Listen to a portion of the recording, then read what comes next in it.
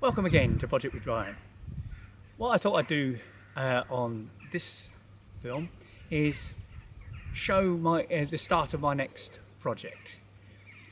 As the camera pans around, you'll see that at the moment it looks a bit daunting and we've got rubble to clear and so on. So the first job we'll have is site clearance before we can start doing the work. We've brought in some hoarding panels so that we can screen off from the poor neighbours who've got to put up with me for the next 6 months or so.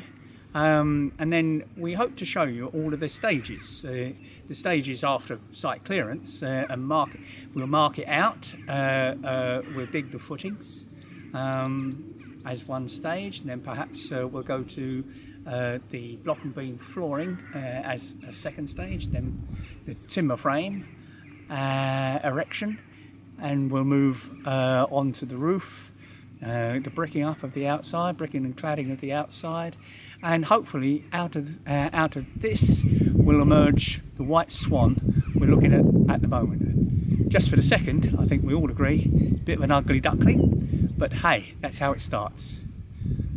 Look forward to seeing you on all of the other ones. Don't forget, subscribe. Any comments, pleased to hear them. But thank you again for watching Budget with Brian.